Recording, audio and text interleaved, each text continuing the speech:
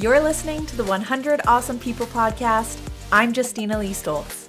And on today's episode, our guest is a man with more self-motivation than almost anyone I have ever met. This man lives by the motto that comfort breeds complacency, and he never wants to be complacent. So today on the podcast, we are here with Nick Pelletier. And Nick and I have chatted before a couple of times, but today we're going to recap a few different things and dive deeper into some of the subjects and topics that I think are pretty fascinating about Nick. So, firstly, tell everyone how you arrived here today. How did you get here? I have a converted school bus. It's a 2003 Ford big green bus I converted with my dad probably 3-4 years ago now. So yeah. I was on Vancouver Island and was coming through, and I had moved out of my house. So I just got here at like 2 a.m. and slept in a random parking lot up there, and somebody told me to move in the morning, but told you to get out of here. So I need half an hour more to come here. So yeah, for sure. Here we are. And what were you doing on the island? I actually wanted to do it in Kelowna here, but because of COVID, things were shut down, so I went out there to get my skydiving license. So nice. Solo certified skydiver right now. I'm super stoked on that. Yeah, that's amazing. Had you ever done any skydiving before? A couple of years ago, I wanted to do the course, but it was the end of the season when I started it. So I did the very first jump, but I didn't have enough time to do the whole course. So I did one jump a few years ago, and then I've been busy with other things. So I had to kind of make it a priority and got it done before the end of this season. So nice. That's awesome. Any direct plans for your skydiving future, or is it just something to have under the belt for now? Yeah, I guess it was just kind of getting that competency and learning. It's such a steep learning curve going from never like flying your body, and especially even if you're doing skiing or cliff jumping, anything like that, you only have a 5-second fall time. So I've never done the tunnel. They have those air tunnels that you can feel out and stuff, but I've never done that. So it was kind of a learning curve, getting to know how to move your body through the air, but it's just working on continuing that growth and learning new things. So when you do that, I'm assuming that your first few jumps are tandem with somebody else, at least. The very first jump I ever did was solo, but it's called an IAD. They pull your pilot chute as soon as you jump, so you're basically under canopy right away. Yeah. But with this other program I did, it was one tandem, and then after that you jump solo, but they're like on the side of you, and then you progressively get less and less help as you go, and you have to do certain things in the air to prove your competency and stuff. So crazy. That's really cool. I would fall out of a plane. I find I think that is less terrifying to me than bungee jumping for some reason. I don't know why, but when I went and bungee jumped in New Zealand, it was a very terrifying experience, but exhilarating. Once you get to the bottom, I can see where they make their money, because they're like, for $70, you can go again. And you're like, yes, let's do this again. That was so cool. Yeah, it's almost like you get to see where you're going to hit if it doesn't work. That's the thing, I think. And because there's so many human elements to it, like you have this cord that's human-made attached to you, and these like straps around your feet that are human-made, and you're like, are all of these things going to actually work? Whereas when you're jumping out of planes, like literally it's just you. Like you can only, it's you that either works or doesn't work. Yeah. 100%. Yeah. Very neat. Very neat. Definitely something to do for sure. Oh yeah. I recommend it. Yeah. Now let's backtrack a little bit so that people can kind of get to know where you're from, how you came to be sitting here today. You grew up in Calgary, but how did you end up here in the Okanagan? I grew up in Calgary. I was there till 1 year after high school, and then I came out here to play baseball on Okanagan College baseball team. Right, yeah. And I was there for 1 year playing, and then unfortunately in high school I had a bunch of concussion issues that kind of followed me through to my collegiate career, and I couldn't really play the way I wanted to or felt the level I should play that was fair to me or my team. So I unfortunately had to stop playing after that year. And you were huge into sports, like not just a sport. You played all sports, right? Yeah, football, baseball, skiing, all sorts of stuff. So tried to keep things really versatile. That's what I like to do. But I was in a baseball program for high school. So instead of gym class, I'd have a baseball. And that's where I learned all about like strength and conditioning and nutrition and working on your skills every day. So that was a super cool experience. But there was, you like briefly mentioned some concussion stuff. You like smashed your head into a concrete wall. Yeah. Right? Yeah, it's kind of a stupid way to do it, but it was dodgeball intramurals. And I don't really have a half-ass approach to anything, so it's all or nothing. So I got ball hit me and went up, and when I dove for it, I hit my head on the wall and had like lost vision this eye for a little while and drove to the hospital. Probably shouldn't have drove, but you drove yourself to the hospital. That's good with one eye. Stitches, and then the concussion stuff was what really plagued me for a while. It was like post-concussion syndrome, so even little things would set me off and have the exact same effects as a normal concussion. So you don't really think about how much movement your head endures in a day until it can set off post-concussion. So that was tough, but after playing baseball, I still had the will and like need to compete. So my dad's always done triathlons, and I've been around that kind of scene my whole life. So I was really interested in that because I'd always been a swimmer as a kid and runner and did bike and everything. So I thought I'd try and put it together, and I got a coach here in the Okanagan, and it turned out to be so lucky. It was Balance Point Racing. His name's Luke, and he's coaching like some of the best juniors in Canada or in the world, that is. So I got in with this pretty incredible endurance team and switched from a explosive fast athlete to endurance, and that was a huge learning curve. But so I mean, and is that just luck of the draw? You just happened to meet Luke, or like how did you come to find somebody like that? It was basically just I kind of want to do this, so I reached out to like Triathlon BC and saying I live here, and is there anybody that you think I should try and link up with? And then I just reached out to him, and he said you can come out to one of our sessions and just kind of see what it's like. So I remember showing up. I was the oldest one, and there's guys there probably just under 18 was the oldest one at that time, and I was probably around 20. So I was like, I got these guys, no problem. And then I remember just getting humbled right away and thinking like, oh man, there's a lot to learn. So it's pretty crazy, but it's super inspiring watching these like world-class athletes, and it just pushes you to be that much better yourself. So definitely. You became a triathlon athlete, but you didn't actually learn to ride a bike until much later in life, right? You didn't ride a bike as a kid. No, my dad would always try, and I remember like specifically learning in a park and him running beside me or behind me, and then instead of just letting me go, he'd try and give me a booster push, and he'd push, and I remember my handlebars turned and I flew off, and that was it for a while. I didn't this bike thing sucks. I was pretty stubborn at a lot of stuff like that. If I didn't want to do it, wasn't too interested. I remember just like if my friends were biking, running alongside them. Really?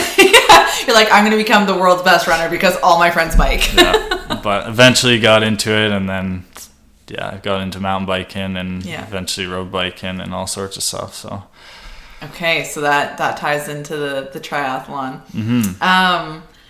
And so you came to the Okanagan specifically to play college level baseball. Yeah. Okay. And what did you take in college while you were here? Coming out of high school, I wasn't too concerned with that. Like most athletes, as much as they like think otherwise. But I don't know. I took. I was in kinesiology at the start, and then found out I didn't like that I had to take a lab and a class for too much time. My friends were in business, and I was like, you guys have to take half what I'm taking. So I'm like, I'm switching to business. So Yeah. I switched to business, but I ended up really enjoying that business side of things. So I graduated there with a business marketing degree. So okay. yeah. And in doing that, you actually met the person that introduced us, which was Kylie Myra. Yeah. What course were you taking with her? That was social entrepreneurship. So Okay. yeah.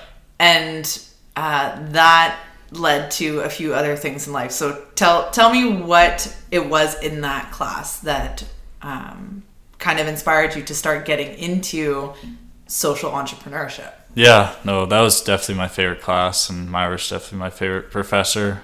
I think she gets that a lot. Like if they gave out professor awards at the end of the year, she'd be getting a lot of badges, I'm sure. Yeah, she's awesome. But it was a class where you learn about social ventures and like how you can make an impact as an individual or an enterprise or whatever. So there's a book called Pencils of Promise, which was about Adam Braun, who started these schools. And I think it's in Ghana, Laos, Guatemala, and places like that. So he does schools for children who don't have the ability to go do it, but they source pretty much everything locally. So it's not just going in, putting up a school and leaving. It's getting the people locally involved so they have an interest in keeping it up and running. So we learned about that and heard about his story and everything. That was one of our class projects we had to do stuff on. So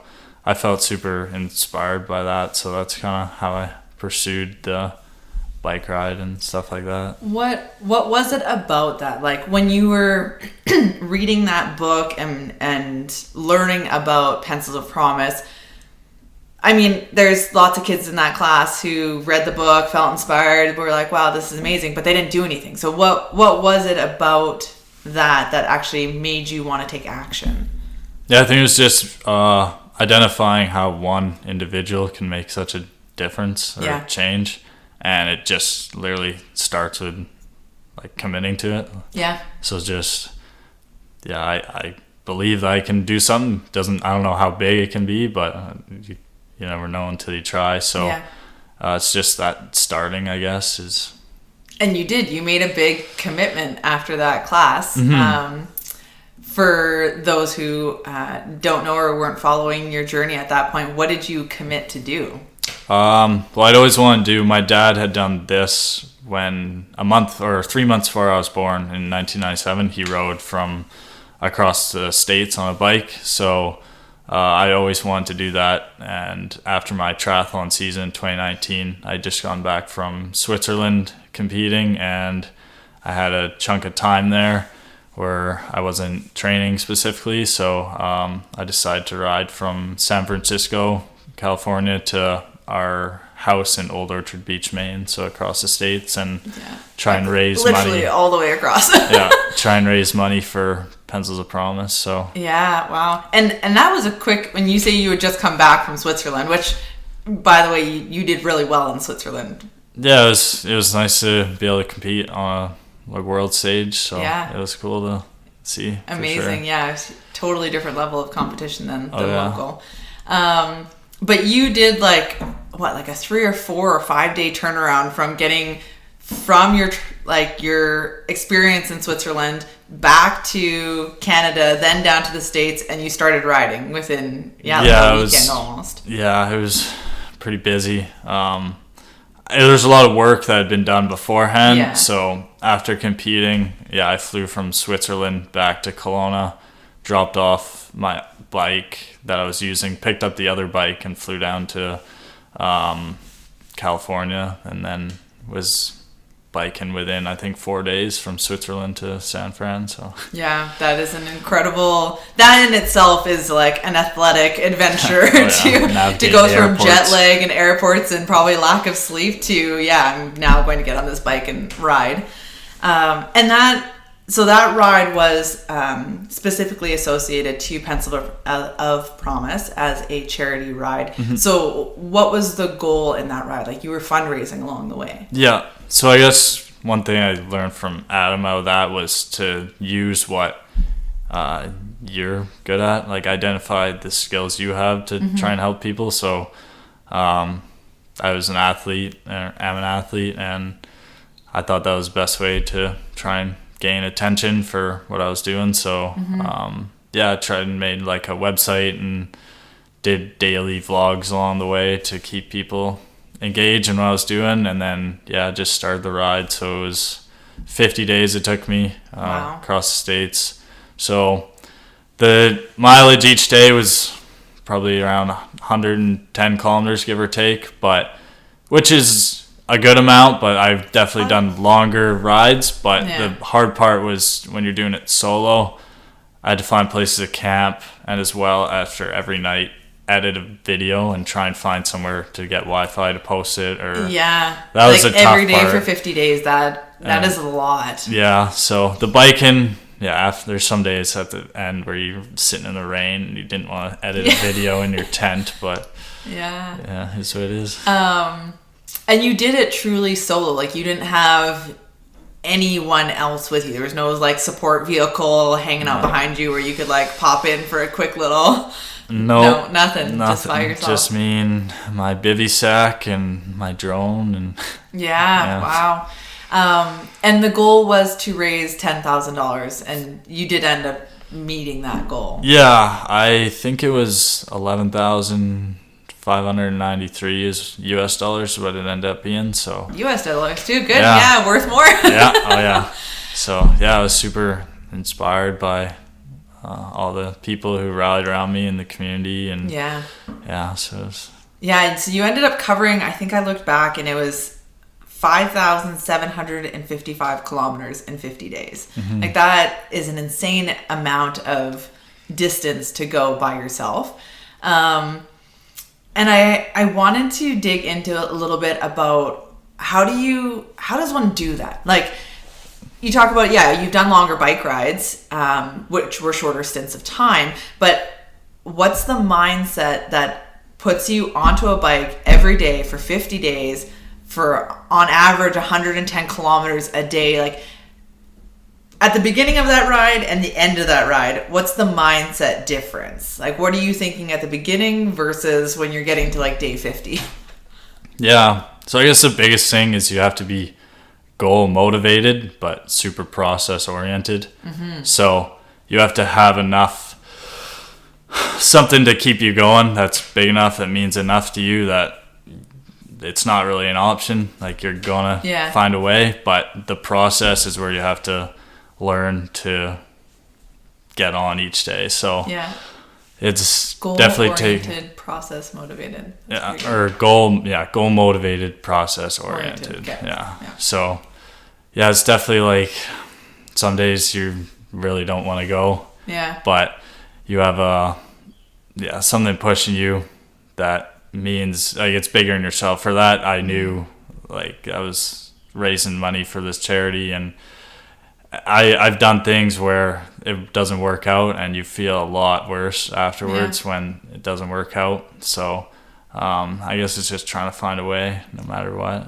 Was that a big part of the mental process, is knowing that you had donors and this charity and people who were following your journey and watching every day to see like, oh, how far did you go? I know for sure. I guess it's definitely like when you look at a goal that big. I remember I stayed at my cousin's house like 2 nights before in California before I left, and she has a little boy, and on his wall was like an American map. I remember just looking at it being like, when you actually look at it, it's like that's a big like the distance. Whole thing.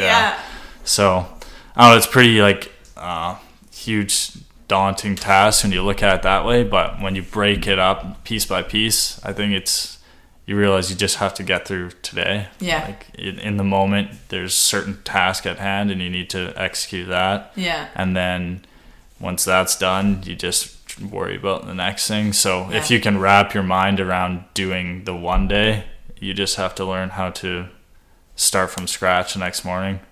So it's great looking at how far you've came, but it's not beneficial to think of how far you specifically have to go if you just get caught up on it, it's important to look at how far you have to go maybe today and break that down even. So it's like a stacking type thing, I guess. So taking your previous highs and making that the new baseline is what I try and do. So if I did X amount yesterday, I'd be trying to at least do that, and some days obviously conditions or Yeah, riding in the rain for 110 kilometers might not be ideal. It's not ideal some days, or elevation's a big one too. Yeah. Or headwinds is one of the biggest things I encountered that I wasn't really, because I'd done, like before that I'd done 100 kilometer ride, because we've done a lot of, like our train rides are between 80 to 100 kilometers for a triathlon, but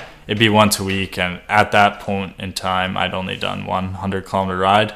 Wow. But in my mind, I said I've done one, so there's no reason I can't just keep doing them. There's no reason I can't do 50 of them in a row. So.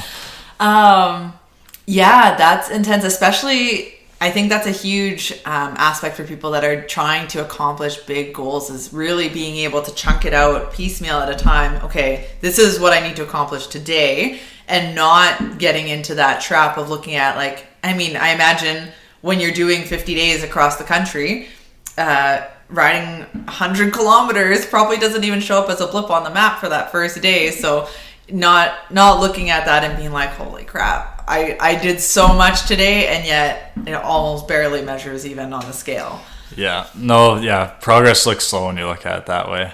So big things that were like kind of milestone points were always the end of a state. Was nice to reach, because almost they kind of, the persona or preconceived notion of what a certain state looks like.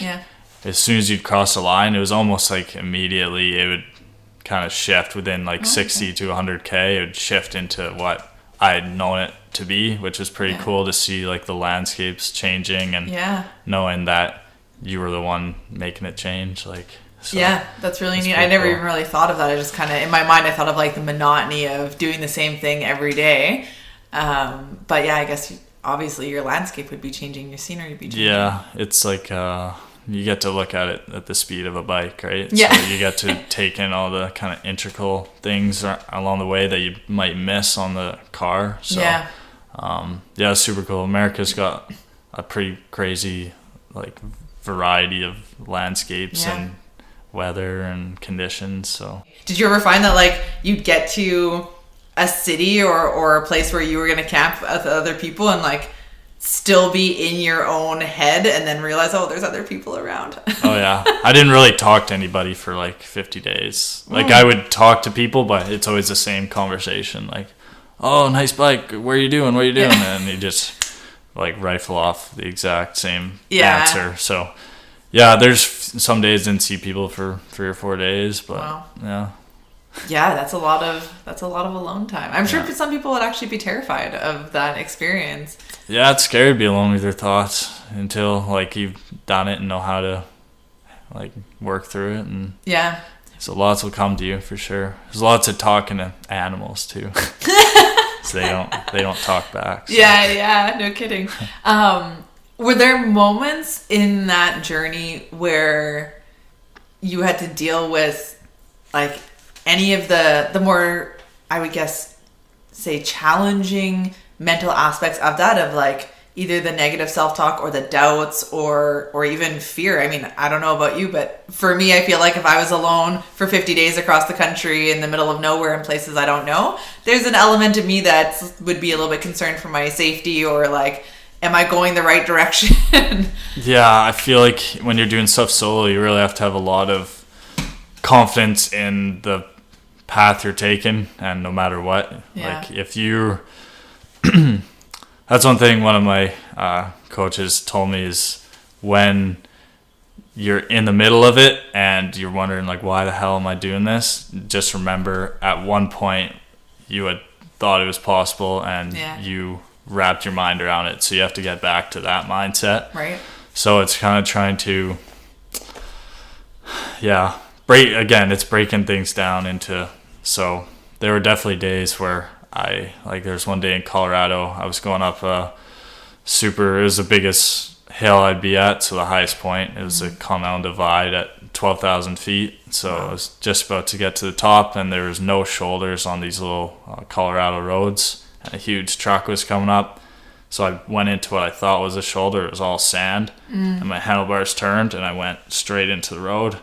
And like split second decision to pull up my arm and head like this, and like within a foot or two from the wheel well of the truck. So super like scary situations like that can end pretty badly. So after that, you're kind of like, oh man, like why am I doing this? What am I doing? But no, you just gotta kind of, it's a riding of waves. You'll go through highs and lows, and it's just realizing that when you're in a low, something will get better if you ride the course. So and it does. Like, that was one of the best times when I got to the top of that climb, because it was unreal, and knowing you went from sea level to 12,000 feet all by yourself and experienced a near-death miss. Yeah. I guess that's kind of the thing you can start to think about is and let your mind race or whatever, because on biking you're back to the cars, and that's not the reason I don't listen to music, because you kind of have to be aware.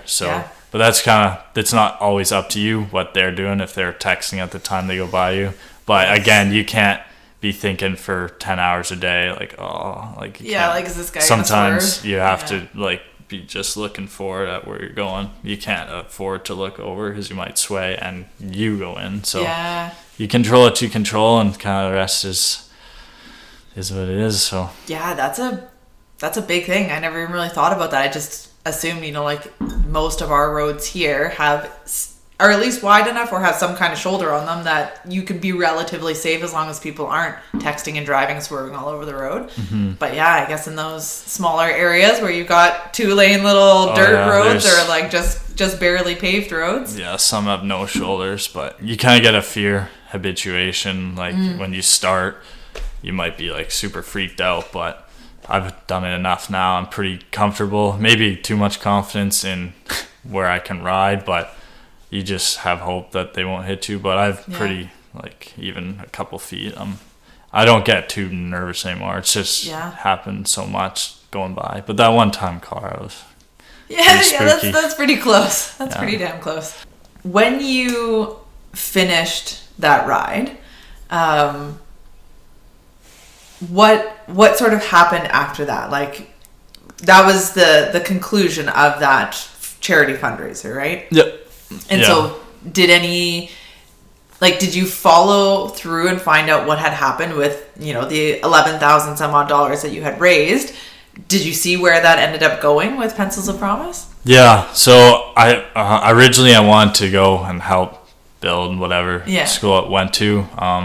Through there, because they try and source everything locally, they only really let that happen if the person would fund the whole school, unfortunately, just because they want the locals to be invested in what they're doing. So the people who I was working with, they were telling me that it was going towards it's called the WASH program, I think. So it was the actual like hygiene and the building of the bathrooms and stuff in the schools, and to keep like the kids healthy and all that. So that's where they told me that money went, and they were super helpful the whole way through, and boosting it to all their socials and everything. And so that was a cool experience to work with them for sure.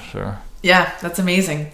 And since then, because that was, what year was that? That was 2018 or 19. It was two summers ago, basically, like a month from now. It would have been 2 years ago. And what have you been up to since then? What projects and things are keeping you busy? That kind of let the rabbit out of the hat, as far as like, I realized when I first finished Switzerland, it was such a committed training schedule. Before that, it's literally all I did. I worked like skip the dishes just to try and make ends meet, but I would do like meal prep and training, and that was basically all I did.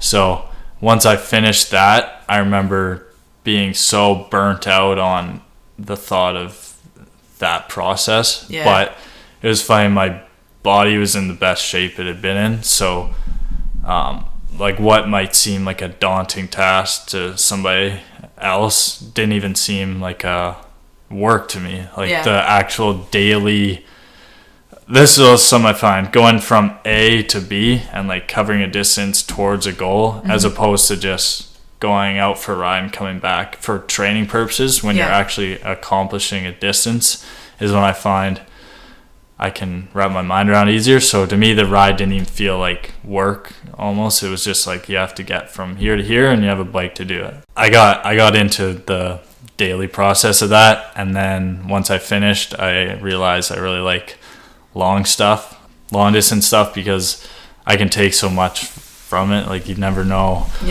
what you're going to get from it. So after I finished that, COVID was like a year later basically. So I went back to Kelowna, and once COVID hit, I had some other projects that were lined up, but I couldn't leave the country or do anything. So I started looking locally at what I could do, and I started getting more into ultra distance stuff. So not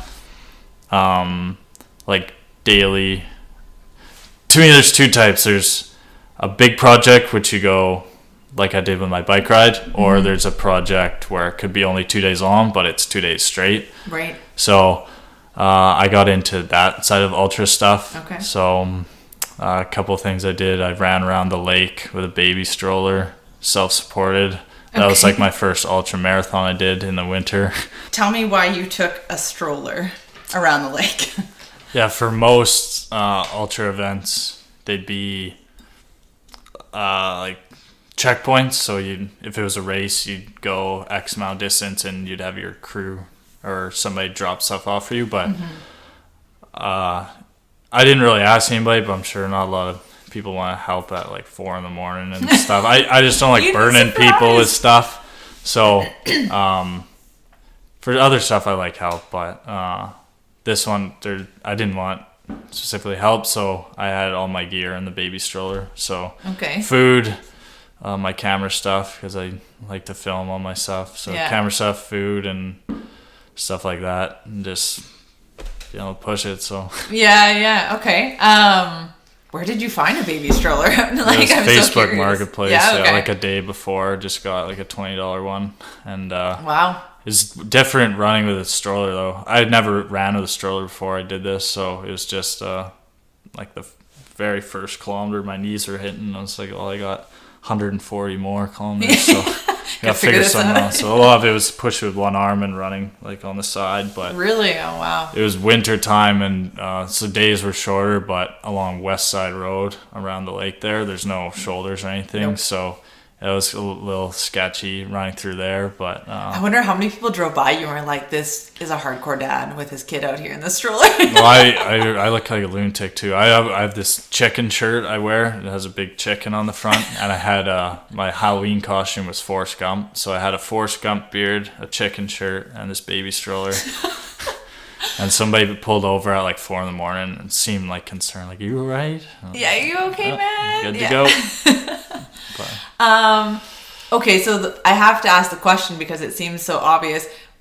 Was there ever any point a thought of like, I could do this as like a charity fundraiser for kids or something? I mean, like, you're pushing a stroller already. Yeah, a lot of stuff I do want to help and do charity stuff with. It's just this one was more off the cusp, kind of in 2 days I'm doing this, so certain things like that I just kind of focus on the task, especially because that was my first actual ultra marathon. I'd never done one before, so that was 140k. It was my first, like, that one took me 25 hours, which is not a great time for that, but self-supported, it's pretty good with pushing. So when you say that, like, you ran straight for 25 hours? Yeah. Okay, so this isn't like do it in 2 days, sleep for a couple hours, and no, like, this was my first. I had never done an actual ultra. Actually, that's not true. This was this past winter, so I won't get into the swim I was doing, but there's, like I was saying, there's the like 6 to 8 hours, 10 hours a day. Stop, have a reset at night, and then do it day after day after day. Or there's the X amount of days straight, like 1, 2, 3 days straight. That's the actual ultra stuff. So after my bike ride I knew I could do those type of reset type trips. Yeah. So I was interested in seeing if I could do ultra stuff, because I've heard people get a lot from pushing yourself for that many hours straight and seeing how you work without getting rest, without sleep, how extreme is your endurance. Yeah, so I like doing things solo a lot, just because I like having everything that comes of it is you. Like, there's no biases from anybody, so all the thoughts you get, everything you come up with, it's all product of you. Yeah. So which is interesting when you think about the sporting environment that you grew up in was predominantly all teams, and then to find yourself in predominantly solo sporting adventures now. Yeah, I've taken a lot from even the triathlon team, because I still train those guys, so it's an individual sport triathlon, but a lot of it's team camaraderie when you're training. Yeah. But it seems like a lot of the stuff I've been doing might not align with the training. They might be doing faster paced stuff, so I'm just a lot of low, slow, long intensity work. So I find myself training alone quite a bit now. So yeah, it's basically just getting in the same mindset in training as you will be in the event. So I did 3 different ultra style events. One was that run around the lake for 25 hours straight. In the month of December this past year, it's called the Calendar Club Challenge. So I did it in miles. So December 1st is 1 mile run, December 2nd, 2, then 3, 4, 5. So the last week's over a marathon a day. So 50K is the last day, but the day before you would have to run 48 point whatever, and the day before. So it adds up quick. It was 800 kilometers in the month.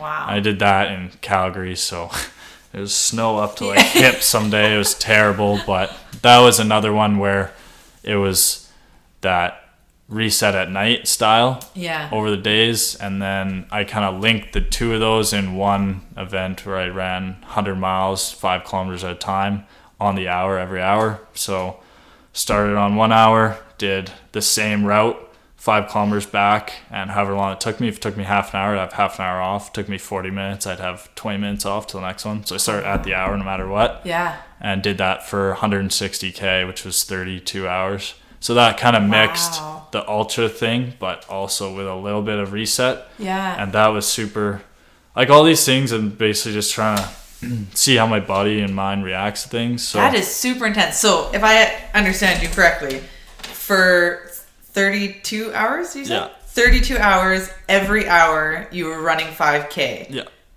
Stacked on top of each other. Consecutively. At the start of the hour, no matter what, I would run 5K. And it was the same. I mean, obviously you did, but like, what if you didn't make it back before the next hour started? Well, it was pretty surprising, actually. I held the give or take like 2 minutes, but it was the same pace the whole time. Really? Which was interesting, because with the run around the lake, I didn't hold the same pace the whole time. The start was like the trail undulated, or my route undulated, like height wise and vertically, but the second half was pretty rough, just because my legs had never done, like longest run I'd done was maybe a marathon. Yeah. So by kilometer 90, kilometer 100, kilometer 110, 20, I was like, oh, my legs were just toast. Rubber, yeah. Whereas this one where it was 160K, 100 miles, the 5K route, I get back and I'd take the half an hour to go to the bathroom, eat, just try and chill, like whatever. I didn't sleep in that because I wanted to see how I'd react after so many hours awake. But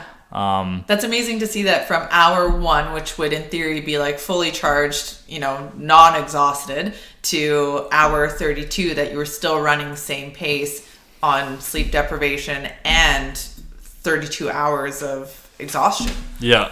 And I want to run the exact same route because, like you said, the first one, running that 5 kilometers for me, I've done that 100 times before. Yeah. It's nothing. But at hour 28, that seemed like such a daunting task. Yeah. But thinking back to the first one, that's what I'm trying to trick my mind is well, 20 hours ago, it was nothing. Like it seemed like nothing. So what was I thinking at that point? And you just kind of, so the days were nice because it's sunny and it was, I think, April or whenever I did it, but finally it was not in the snow. it was kind of chilly in the nights, but the days were nice. You see people out and it's like people around, but the nights are like you're the only one running. It's you kind of, that's a dark time. Like you get into mentally dark and it's kind of like a loop. So you have to try and know that's going to get better, but ride the wave up and down. So did you do that also, like nobody else around, solo? Well, I did it from my house along Gyro Beach and back. So it was 2.5K out, 2.5K back. So same route. Sometimes like my roommate one or twice would come. He ran once with me for the 5K, or some people would come during the day here and there. Yeah. But I'd say probably 2/3 of them were solo. Yeah. So, I want to dig into the mindset of that a little bit, because that is something that, I mean, your big long bike trek, for sure there can be monotony in that, but like you said, the scenery is changing, the roads are changing, like there's a lot of change happening. But to do the same route for 32 hours over and over again,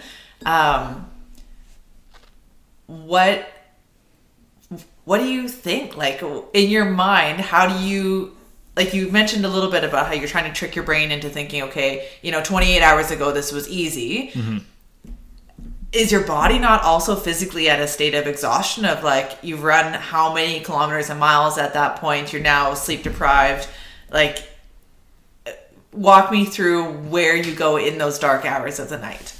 Honestly, the long one I did around the lake that was straight, it was super tough, but it was almost easier because once you're out there, like I was along Wood Lake or whatever, however many KN coming back, and it was like, well, if you quit right now, you're sleeping in the snow on the side, like there's no option. You have to get back. Quit. Yeah, you're like, it's not an option. Like you're going. Yeah. So you may as well just do it. Like you're going to do it eventually. So quit mucking around. Just do it. Yeah. Whereas the one where I did back and forth every 5K, I was at home, so I'd be sitting on my couch and like at 58, like 2 minutes to the hour, I'd be like, oh damn it.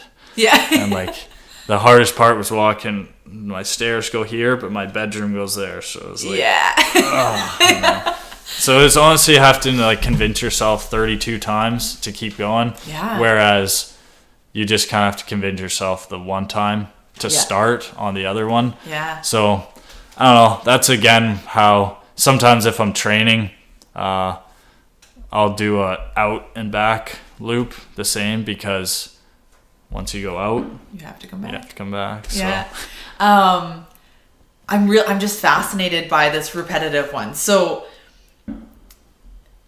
when you are making that decision, go down the stairs, go to your bedroom, like in this instance, you didn't have anything external holding you accountable. Like, with your bike ride, obviously, you start somewhere, you have to finish somewhere. It's a one directional thing.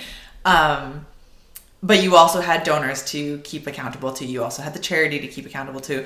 With something like this, what is it that makes you think, because nobody else is going to know if you don't do it, right? So well, I was doing live stuff, keep people updated, but I didn't I put that out saying I'm going to see how long I can go. Yeah. And again, that is kind of tough, because at one point you're going to have to, like, if you have a goal that says I have to get to here, and once I'm here, I'm done, you feel achieved once you get there. Yeah. But if you give yourself, at some point you have to stop. Yeah. So this was open-ended. You didn't actually have a goal of like 100 miles. No, I was just going to go as long as I could. And at that last night, I was saying I'm just hoping to make it to 100 miles. So once I got to 100 miles, I called it there. Yeah. But because that's the longest event I've done. But yeah, it's tough to do sometimes, because like you're asking about how I go, like how do you make that decision at the 28th hour to be like, yeah, no, this is enough. I'm exhausted. I'm tired. My bed's right there. I don't have to go out. I've gone pretty far already. Most people wouldn't have made it this far. I could just go to bed now. Like, how do you make that decision? What thought process is there to be like, no, I'm gonna push through. This hurts, but I'm gonna keep going. I think it's just not specifically comparing yourself to others. It's comparing you to you. Yeah. I have a set idea of what I'm capable of, and I know, like, no matter what anybody can say to me, I guarantee I've said worse things myself. So there's We're our like, worst critic. yeah, worst critic all the time. So I know how I'd feel giving up. Yeah.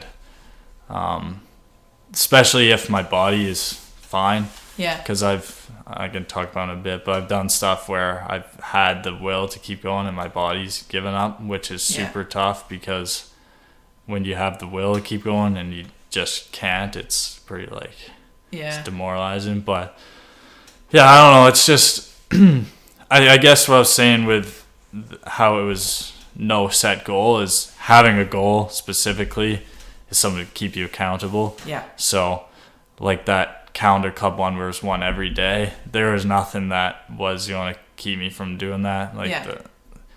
I set that goal, and no matter what, like even if I had to walk stuff, it was getting done. Yeah. So just, I feel like nowadays everything's so instantaneous. So like a delayed gratification always feels that much better because you've worked for it and earned it. But I mean, just having a goal that's important enough to you to not give up on. Yeah. I think what I hear in the way that you process is that when you've made a decision to do something, you're doing it. No matter what, so long as your body can physically do it, you will find a way to mentally push yourself through any barriers or blocks that would be there. And I think that's a really interesting perspective to come at the world from, because so many people, myself included, will say, I'm going to do this, or I want to do this, and I'm going to try to do this. And people will say, oh, I put my best effort in and I tried, and maybe I didn't achieve my goal, but I tried at least. And I think there's a different level that takes people to ultra athlete or to ultra business person or whatever. That is the difference of, here's the goal, here's where I tried to, and it hurt, and it didn't really, I almost made it. And the people that are going that little bit extra, that ultra, takes you up to the point where you're like, no, I'm going to achieve this. I physically can. There's an ability to do it, and the only thing stopping me is the 6 inches between my ears. Yeah, no, it's definitely looking like solution as well, solution oriented, not problem focused. So if there's a problem, trying to figure out a solution to it. Yeah. I don't know if you've heard about the biggest thing I've done the past 2 years was the swim I was involved in. So right when COVID hit, I was stuck. I had a knee injury actually, so I couldn't even run or anything. Oh, wow. And I bought a paddleboard, and I would just go paddle out. I lived in my bus. I didn't talk to anybody. It was pretty loner, but lived in my bus, and then I'd just go paddleboard in the lake pretty much all day because there's nothing else to do. But I was sitting out there, like nobody around, and a lot of the time just thinking, oh, it'd be cool to like do the whole lake somehow. Yeah. So I got my buddies and I to try kayaking. So we kayaked from Vernon to Kelowna. Oh, wow. And then I was like, oh, that'd be like cool to do the whole lake. But then I thought, like, it was a tough day. It was like 9 hours, but I thought the whole lake by kayak would be too easy to do.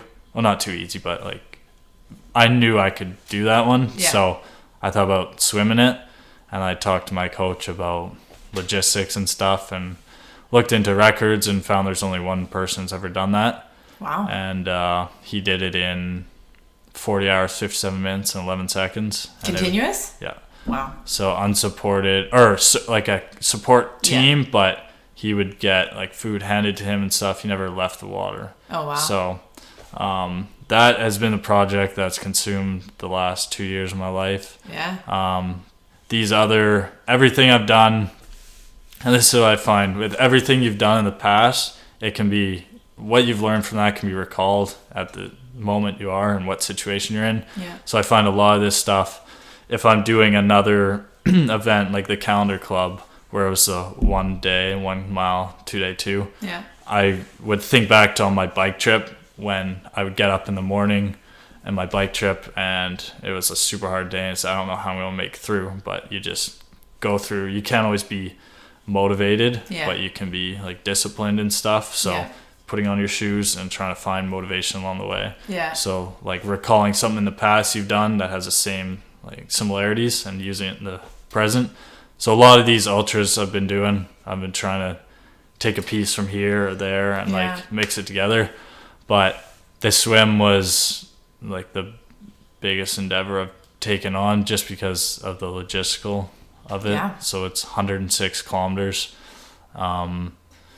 And my goal is to do it sub 40 hours. So it was looking into training for that. It's breaking it down for how many minutes per kilometer and how many kilometers per hour and then how many hours per the whole thing. So there's a lot of breaking that down last summer with my coach and training for that, and it was like 9 kilometers a day of swimming, trying to work and all that, so fitting that in. And then last year we did, that was another one. I don't know if you heard about the Brain Trust charity. So I like, these are, when you talk about what did you think about tying a charity in with the other stuff, the bigger ones are the ones I feel like I'd like to do because they gain the most publicity and attention and stuff. So I raised, I think it was over $12,000 for Brain Trust, which is a youth concussion and traumatic brain injury. They like treat and manage and stuff like support, that. So 25 and younger, which is something I've obviously dealt with, so I know how important that stuff is, especially when you're a tough time and you don't really know how to manage that. But anyways, that swim was attempted last summer. I organized a full crew, so we had, where I work is Aqua Marina. Okay. I was gonna ask, how are you funding all of like your living expenses when you like you're training so much? How do you have time to actually also make money? So I work at Aqua Marina. It's down on Lakeshore there. So Mission Group owns, that's a Mission Group sub company. So they're also ones that sponsored my coach's team, Balance Point Racing. So we was kind of a family ties already when I started working there. I kind of had known some people, so I brought this project to my coach or my boss and said, hey, like, this is what I'm looking to do. Would you guys be able to help me out in any way? So they were super kind and offered me 2 sport boats to surf boats to use as crew and support and everything. So I was just looking at the logistics of everything. So I had 2 kayaks. One was a lead kayak that had a string off of it that would drag in the water, so when I was swimming I didn't have to keep looking up over 106 kilometers to sight. I could just look at this thing in the water and stay on course. So 2 kayaks, and we had 1 boat that have our crew on it, and they would switch every 8 hours, so a new crew would get on at the marina, come tag out this crew and go back. So for the record, I was attempting to do it without touching anything, so they'd put my food and stuff and send it out on a platter and all that. Tied all this together, and then attempted it last year, and my training worked super well, and my body, like my ligaments, tendons, all that held together super well. But after 22 hours in the water, I got this terrible chafing, which I had thought about in training, used like it's called Tri-Glide and Vaseline and stuff like that. But when I did the full event, because that was my very first ultra, so that was before any of these running things, anything like that. I had never done anything specifically straight that long. So I had made it, I think it was 52 kilometers swimming, and then I had to stop because I had such bad chafing on my back that it was cold in the night because it was September when we were doing it because of COVID. I had to wait to do training because the pools were closed. So I had to wait till it was warm enough to get in the water to get enough structure over 3 months to attempt it. Yeah. So it was freezing cold at nights, and my body temperature would be shivering. So when we'd try and heat it up, pour hot water in my suit, it was like pouring rubbing alcohol on open wounds. And it would cut my breath, and I didn't, because I couldn't plane right in the water or lift my arms because it was like getting raw. Oh, it's like I lost pretty much like 40% of skin on my back, Whoa, groin, like everywhere. So I was in like a super bad way with that. Yeah. Unfortunately, had to be pulled. So I was 22 hours to my very first ultra. Yeah. So that was a super valuable experience because I knew like a year later, I said, I'm going to, like, this is all I care about. So yeah, that whole year, every single ultra I did or anything like that, any training session was thought around that swim. Yeah. I sat up every night for like that whole year, every single night before bed, just visualizing how to get through it and doing so much research on wetsuits and different lubricants and all this stuff and how to combat that chafing. So this year again, we reattempted it with different methods. I had a sleeveless wetsuit with external sleeves, so it was open here. So interesting. Regardless of if I chafed anywhere else, at least my shoulders were open. Yeah. And I did a mix of, it's called Equate. It was a diaper rash cream with Vaseline, and through all my training, through like the months, I was testing different substances and lubricants and stuff, but I solved that chafing issue, and I did it again this year. It was 100% good, like no chafing at all. And it was unfortunately though the super, super smoky time, like the worst 2 days a year. So the air quality index was over 400, which was like breathing, like smoking cigarettes every time you breathe. Yeah. And then I have to start the most northern part of the lake, which was it's some random person's house. So it's just straight muck and grunge and stuff. So the E. coli per 100 milliliters, anything over 100 is supposed to be like, you're not supposed to swim in it. Don't swim that, And it was 20,000 where I started, which is basically like straight poop and all the ducks and everything. So when I first started, I had to wade for like a kilometer without even putting my head in. Every time before I ate, I had to rinse Listerine and stuff. But again, I had a really good crew, and we combated that. Like, that wasn't something that I felt was pressing enough to stop from attempting, just because I've been so mentally tormented by the last year like, about everything. I don't care. So again, I attempted it, went after it, and chafing was fine. And then just like frustratingly, about 14 hours in, my shoulder started giving out. So I adjusted my stroke to how I thought I could keep moving forward. And it was hitting my wrist off the water in a real funky way. And after like hours and hours of that, I felt my wrist like pop and come back in. It like dislocated and it swelled up big. Whoa. But I still kept going with my shoulder because I could lift my shoulder up, but I couldn't pull it back down. So I just kept it up and did one arm as far as I could, which you were gonna get this done. 2 hours. But then headwinds in the night where like I would make it forward 200 meters and then stop for like 1 second and be pushed back 100 meters. So unfortunately, like super, really, really frustrating. I didn't make it again this year. Yeah. And that's super hard because, like you were saying, some of these other ultras or events, what's keeping you going is the external stuff. Like, or if you do it, if you're internally motivated, like you said, you can go out, nobody has to be watching, you'll still get it done. Yeah. But I am internally motivated, but what sucks is when it is external and it doesn't get done because there's such a big, like this was there was even a documentary team making a like film about it and all these people involved, which I'm super grateful. I had like a crew of 20 people involved and everybody's there to help, but when it doesn't go well, it's like Oh, super Think frustrating. how epic it will be when you crush it next year. Yeah, that's something I feel like I need to.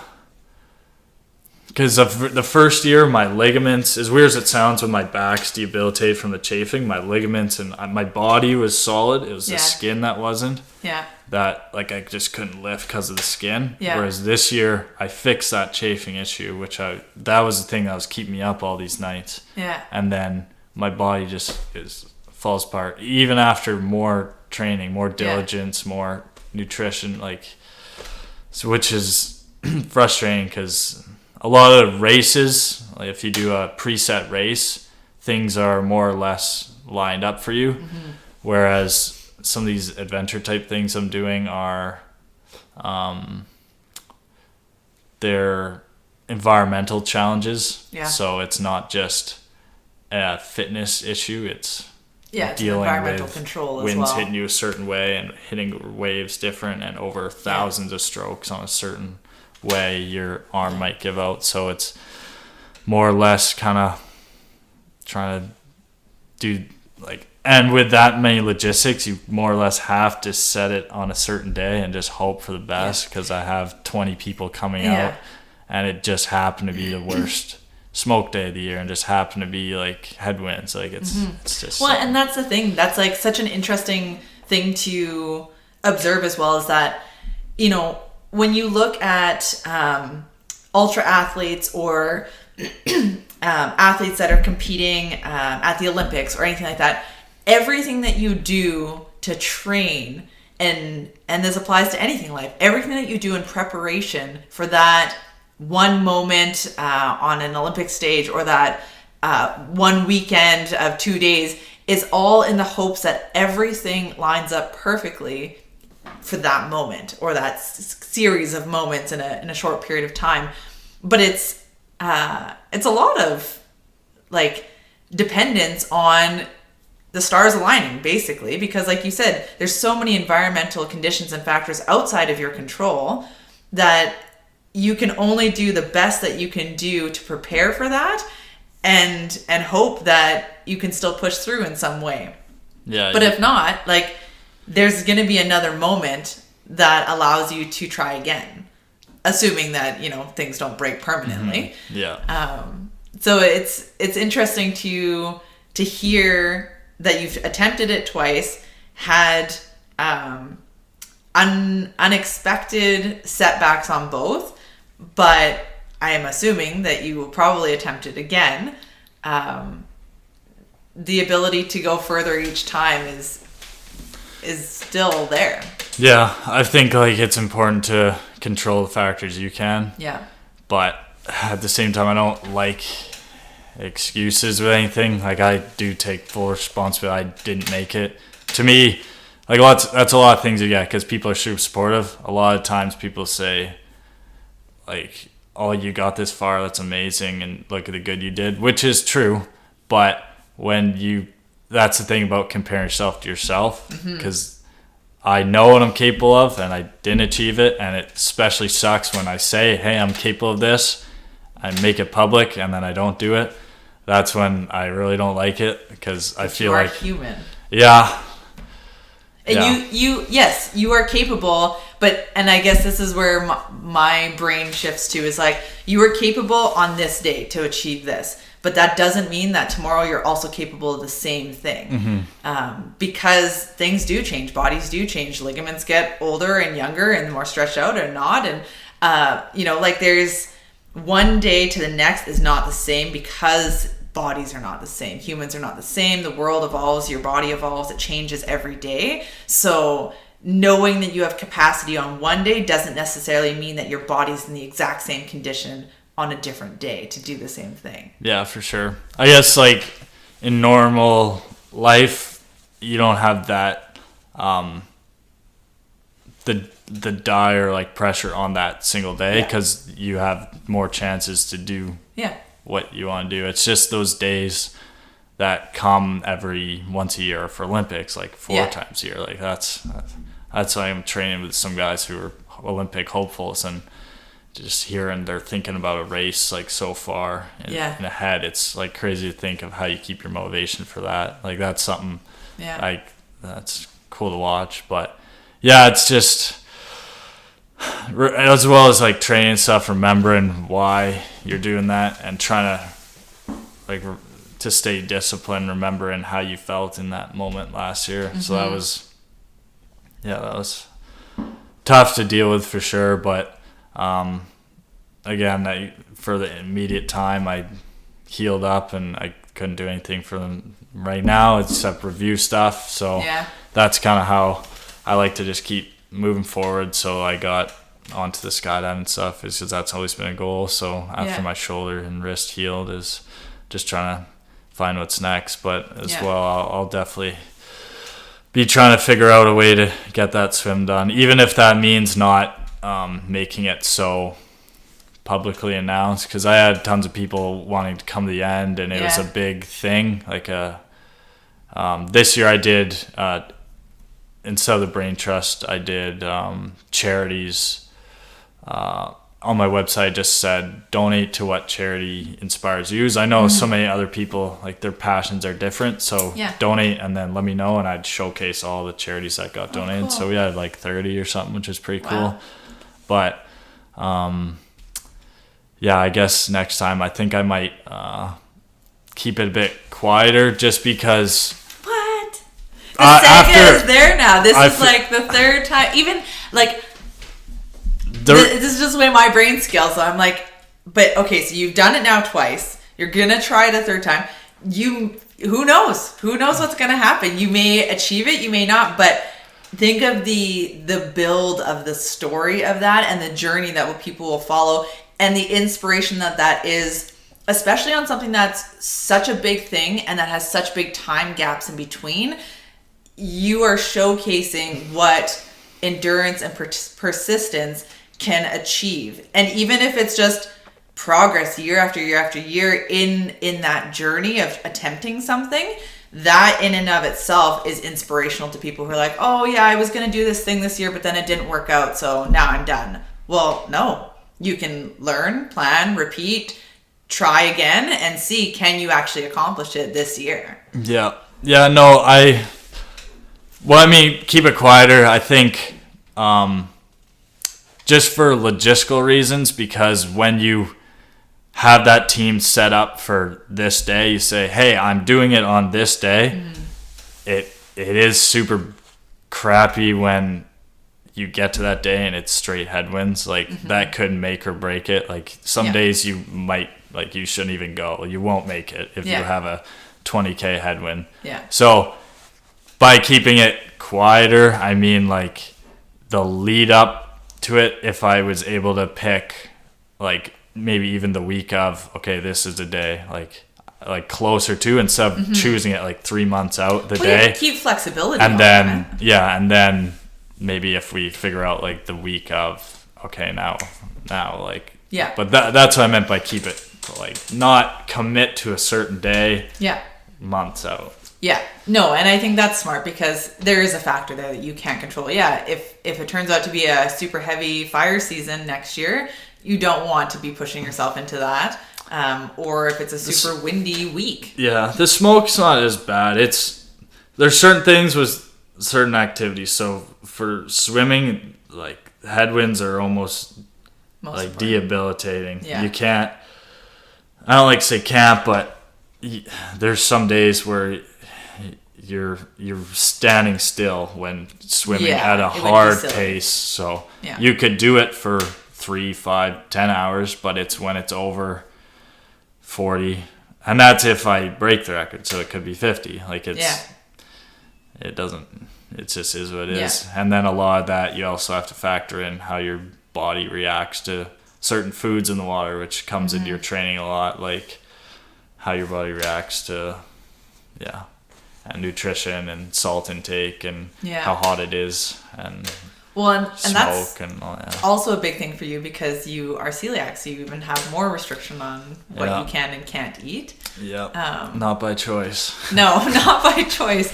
The irony of it being that I remember you telling me that the dream as a kid was to be in the U.S. Coast Guard and do like be in the water, be swimming all the time, and now you're attempting a huge thing. Can't go in because it's part of homeland security, so you have to be able to get deployed if needed, I guess. So, but yeah, trying to, again, that's with the using what I have to try and help people. That was what I identified as before. I thought I could help people, but now it's kind of shifted to athletics, I guess. So, yeah. I think it'll be great. Yeah. I think it'll be a big thing next year. And whether you do or don't make it, in my mind, is a subset of the journey that you're creating by continually attempting to achieve this goal. Because I think it's the persistence and the human nature of I've set this goal and I am going to achieve it. That is quite the thing, quite inspirational for people. And again, like there's certain things that did go better than last year, like the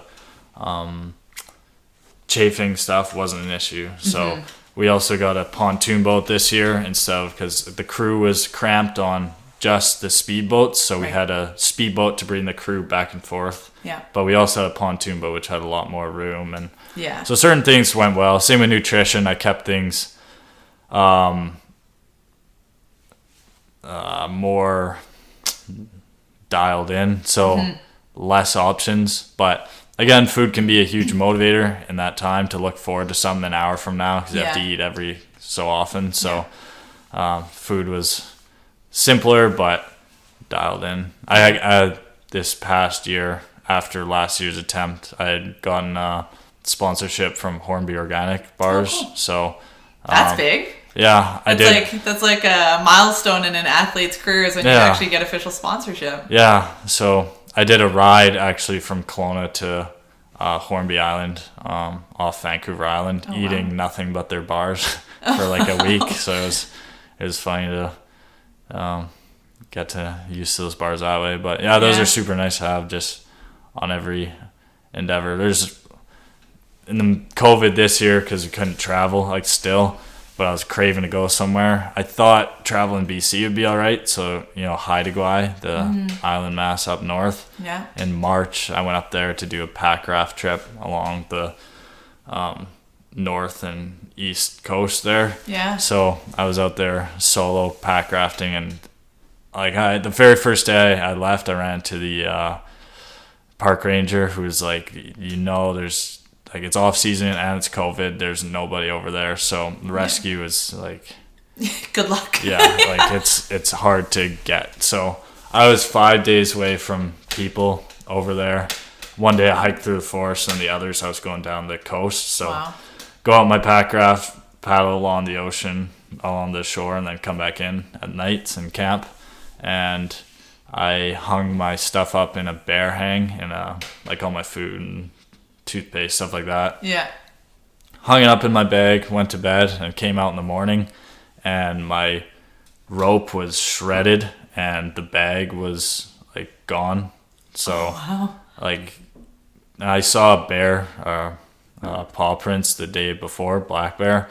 Yeah. So I'm assuming something took my food bag, which was there, and I was where I came in, there were no footprints because it had snowed and everything, so there was no people out there. Yeah. And I lost my food, but I stupidly forgot a few bars in my tent, which could have been bad if there was a bear, but I had 8. Clearly there was a bear. Yeah, I had 8 Hornby bars for, I think it was 4 days back to I didn't see anybody for 4 days. So, because I ran out of food, I had to go back, but it took me 4 days. So, I had 2 of those bars a day for. Is that when they started sponsoring you? This guy can survive off our food. We will sponsor him. Yeah, that was before, but I'm glad I had those bars. Yeah, that would have been quite the situation to find yourself in. You'd be doing an inadvertent and involuntary ultra.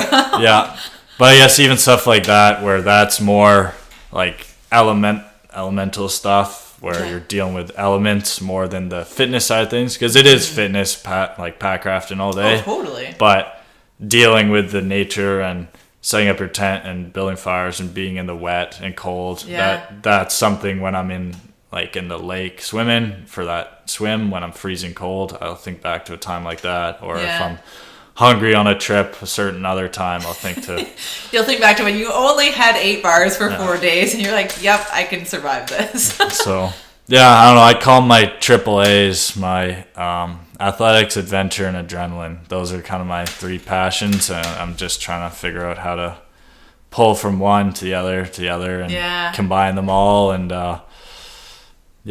do some cool projects and help people out in the meantime. So it's a really great thing that not only are you doing these projects for yourself and your own sense of pushing yourself, but also finding ways to make those contribute back to the community as well. On your website, you have a slogan on it that says comfort breeds complacency. What made you pick that as sort of the thing to put onto your website for people to be seeing when they first land there? I think that's kind of the motto I live by. Every time I've gotten really comfortable or look back in my past when I've gotten super comfortable with something, I enjoy where I'm at and the benefits I get and rewards I get from what I've earned in the past to get to where I'm at. But I've thought about every like best moment of my life, and it's always came through discomfort. So and I realized that like these big goals, when they get accomplished over time, it's not that instant gratification. It's taken time and effort and like diligence and perseverance, resilience. Those are the moments where I'm like strive for, because they come so few and far in between, but they're so worth it when you get there. So I guess when I realize I don't want to be complacent with what I do. So when I feel like I'm, no pun intended, treading water in life, that's when I try and go for the next thing. So especially even this skydiving thing, it's been less than a month of learning, but it's been such a steep learning curve in that time. But I've learned so much going from never jumping out of a plane to knowing how to pack your own parachute and jump out of a plane with other people and land safely and all this stuff. But also the people you meet that I would have never met if I didn't step out of that comfort zone. So I guess it's really, you never know what lies ahead unless you go. So it's just figuring out what you can use or what you can pursue to build on what you are now, or what you can go after. I guess just if you realize you might be like things are going really well, maybe shake it up a bit. I don't know. It's good. It's nice to like go through something, and that's as well. Like I like to, because life can be hard sometimes. Like the concussion stuff I had was super tough to deal with, and I didn't have any control over that. No matter what I did, it was hard to deal with. So when I'm actually healthy, and I don't take for granted my health, because I know how it's been to be sitting on the sidelines wanting to do something instead of the other way around, being like unmotivated but more than capable. How big of a role, we won't go too much longer here, but how big of a role do other people play in this whole experience for you? Like a lot of your trips and your adventures and endeavors are solo, but nobody gets anywhere by themselves. So who have been, I guess, the most impactful people along this journey of life that you've been working on? I know, like, for starting off in this, like my dad, for example, when he did that trip, I saw that role model of hard work and dedication and seeing what you can do. So my dad and my mom, stuff like that has always been like a base for me. And then getting into like this triathlon team and stuff, seeing the like elite level of dedication that it takes to be an elite athlete or elite at whatever you want to do, the diligence and like non-compromise that it takes. That's been big, just seeing my training partners. So learning all those skills from them. I ask everyone this, and I've kind of revealed some of your fun facts now, but is there a fun or random fact that nobody would know about you? Nobody would know. Or very few people, I guess. It's probably hard to be. No, my friends know. I can eat. I can out-eat anybody. I might not look like it, but I really can. I can eat. You can eat, yeah. That's. I'll go to Montana's by myself for all-you-can-eat ribs or barbecue place wherever, and I used to go with friends, but now I'll just go by myself because I'll spend like 5 or 6 hours there just eating ribs by myself. I definitely get my money's worth. I was gonna say, you should ever consider like the eating competitions. That might be a new realm. Then the celiac comes into effect, so right. Can't do the hot dogs if I can't eat the buns. Oh no. Oh. But no, I do like to eat. Yeah, no kidding. That's too funny. And during some of these things, that's like when I was biking across the states. I remember it like early in like Nevada or Utah or somewhere, like 30 days away from the finish, still thinking, all right, what's the first meal I'm going to eat when I get like a home cooked meal? And I tell my mom like this: you get the lasagna, Caesar salad, ice cream, like cakes, get it all ready for when I get there. Like an entire row of food just to consume. It's definitely a good motivation. Yeah, no kidding. Well, thank you for coming in and recapping and revamping and sharing a bit about what you've been up to and where you're going. I'm very curious to see what projects you take on personally that tie into a lot of the community and charity fundraising things that you've been doing. So if people want to find you and check out what you're doing and follow along the journey, where do they go? Either my website, that's where you'll get more info on me and stuff too. Yeah. But Instagram and YouTube and website. Yeah. Okay, sounds good. And we will drop links to all of those in the comments down below. Thank you, Nick, for coming in today. Well, thank you for having me. I really appreciate it. Yeah, absolutely. We'll chat again soon. Sounds good. Thank you for tuning in, and please do leave your comments and reviews. If you enjoyed what you heard, subscribe and share. If you know someone in the Okanagan who has an awesome business or project with a great social impact, nominate them through the website at 100awesomepeople.com. And as always, eternal thanks to my witty and talented editor, Lou Ducharme. Until next time, folks, stay awesome.